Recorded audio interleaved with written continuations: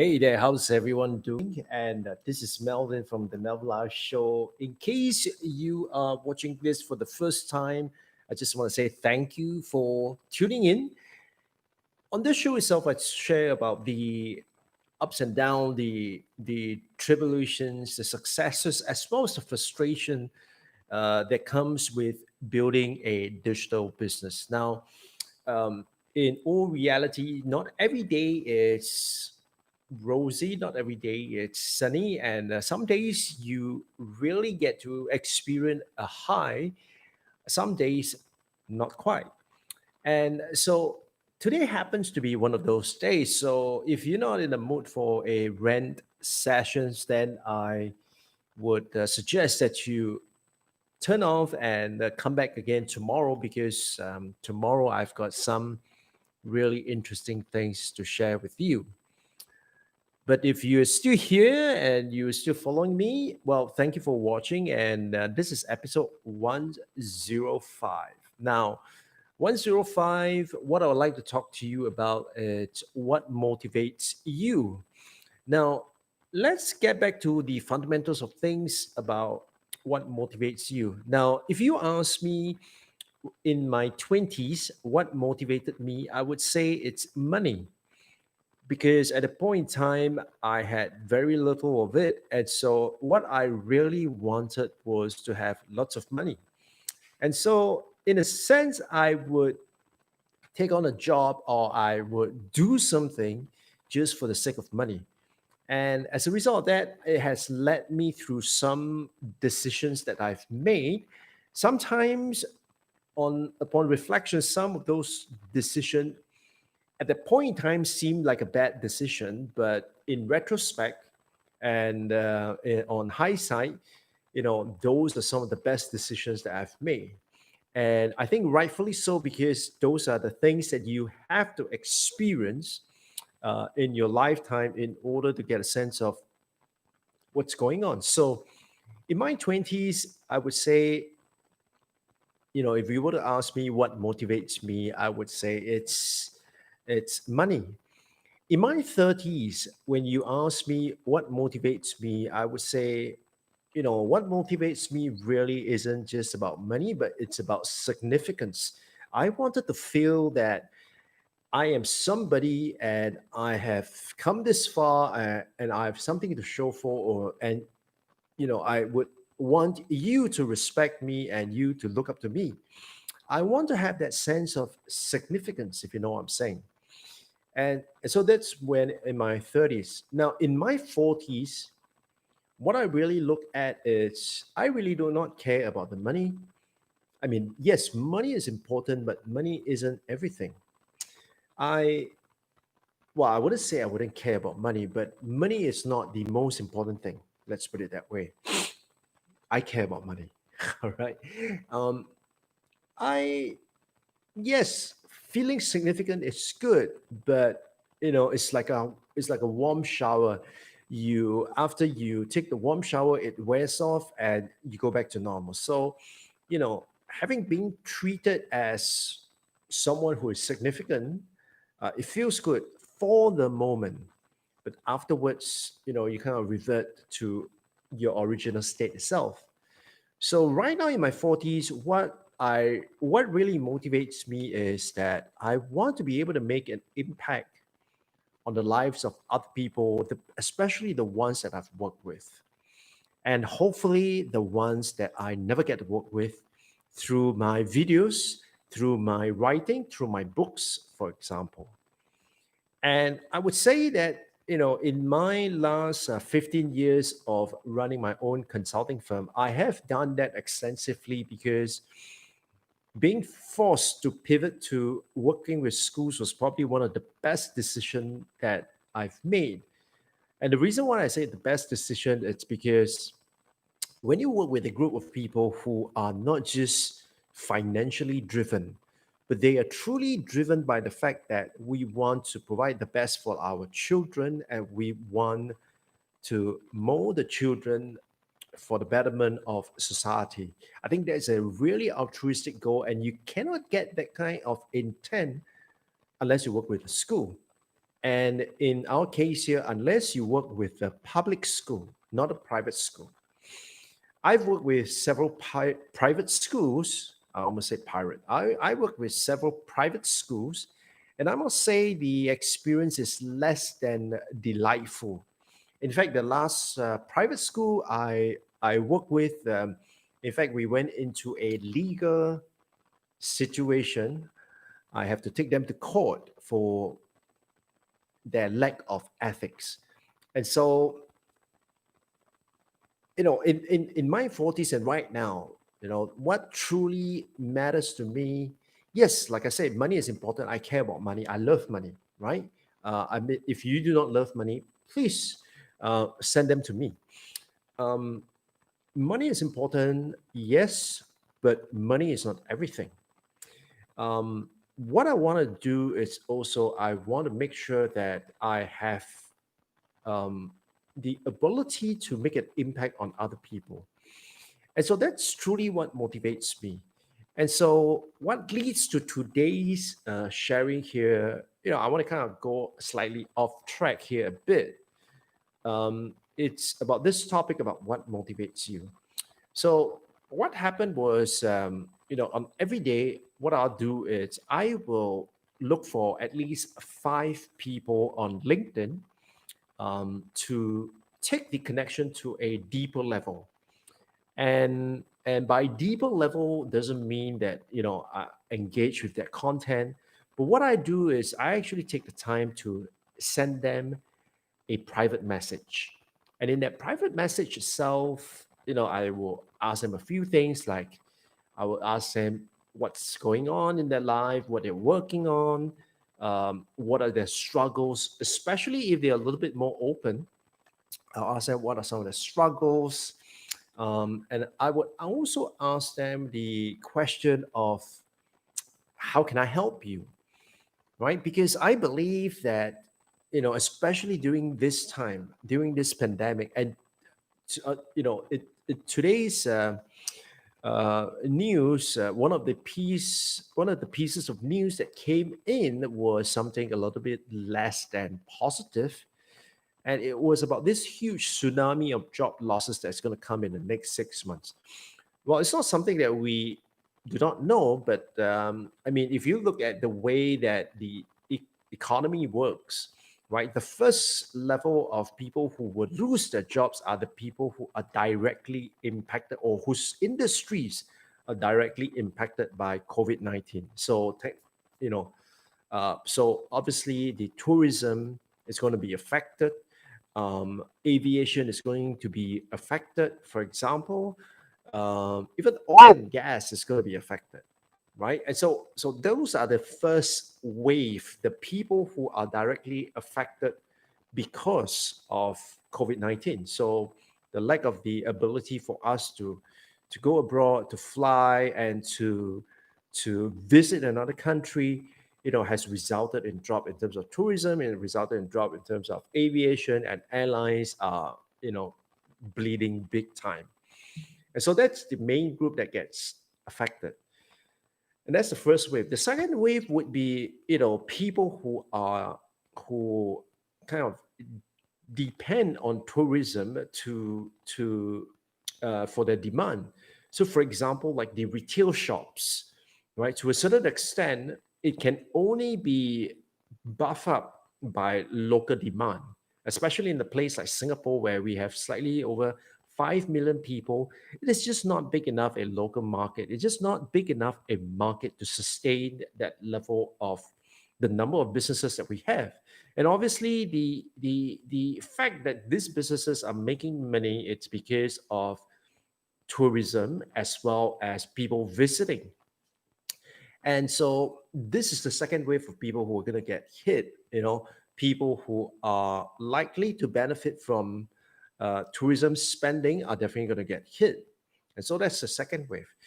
Now, of course, when these people get hit, what's going to happen is that, in the short term, because the government is putting in some, stimulus package, some support package, these companies kind of, could sustain for a while. but there's just so much they can bleed, and there's just so much that the government can do to support them. And it will be economically unwise as well as not sustainable to prop them even longer. It's like, it's like, um, that these companies are not going to survive, and so even if you put in the stimulus package, yes, you are going to save some people. There is only so much you can do before you go bankrupt. And so there are going to be that group of people that, you know we're not seeing any um, upswing in terms of tourism and visitors, and as a result, that this organization, these companies are going to go under. And the only way for them to save, to lower costs, it's to cut manpower, right? Some obviously to the extent that they might even have to, close their operation altogether. And so what's going to happen is that this group of people are going into it's going to trigger what we call a spillover effect. Now, this group of people who are not directly in tourism, they are now being hit by the second wave. And this group of people, because of the fact that, this second group of people who are in the derived demand industry, what's going to happen to them is that when they are hit, it's going to be a multiplier effect on the economy, because this is where we're talking about. Imagine every one in every five household, someone is adversely affected in terms of income because of COVID-19. Now, if you have one out of every five, what's going to happen is that those families of the one is going to see a level of cutbacks, whether in terms of some good to have items, or some of them even with basic necessity, they are going to find it difficult to cope. And not everyone has got at least 6 months of rainy day funds. And so you're going to run into a situation whereby you are going to see this huge wave of things that are going to happen. And because of this group of people who are going to be out of job, and inevitably, the family is going to be affected, it's then going to trigger to the third wave of people who might not necessarily depend on tourism and tourist dollars, but kind of rely on local consumption. And you're going to see cutbacks in terms of consumption at this level. So, you might even see some hawker stores kind of going out of business because, people are just cutting back, and they are just probably not ordering that $7 meal. They might just settle for a $3 meal, for example. And so you see that kind of impact. So, when I saw the news today, it wasn't something that it's new to me, or it's something that is not expected, because as economist by training, I can understand, how this impact and how it's going to unfold and cascade down to the rest of us. And so, being someone who is blessed in a position whereby, yes, my income is affected during COVID-19, where in certain parts of my business it has literally dropped to zero, right? But thankfully, and I am grateful that because of the effort and the things that I've done, it has shown me and allowed me to go into um, the kind of work that I never thought was possible 5, 6, 7 years ago. And those kind of work is delivering training in an online basis, or teaching people how to conduct training in an online fashion. And this pandemic has brought about that possibility. In fact, it has fast-tracked an increase in demand and the possibility in the aspect itself, that people are starting to consult me in terms of how could I produce live shows, right? Like, for instance, during this period, I get the opportunity to produce a live show for a for a small business here, and not if not for the fact that I had all these skills and of course these connections, and people knowing me, I would have never gotten the work like this. And so it brings me to today's topic: what motivates you? And so going back to that, like I was saying earlier, every day I will go into LinkedIn. These days I don't post that much, but what I do is I reach out to the people that I already know, and I connect with new people that I find that are that they are interesting, and I find that they may be able to benefit my network. So every day I'll go into LinkedIn and I will pick five people, at least five people, and I will chat them out. And in the process itself, what I would ask them would be the following: how are you doing? What are you working on? Um, is there something that I could help with? What are you good at? Right? What kind of work are you looking for? And it's not that I have all the answers and connections, but it's just so that, when you start talking to people and you start reaching out to them without any ulterior motive at all, that is when they start realizing that you are the real deal. So one of them, in fact, asked me, like, are you doing some research for the topics that you are going to talk about in your live show and for your live streaming project, kind of thing? And my answer was like, when I saw that response, immediately I thought, why does it have to have a motive for asking that question? I mean, must everything have a reason? I mean, is it not possible for us humans to genuinely want to care for each other and just simply ask each other, how are you doing?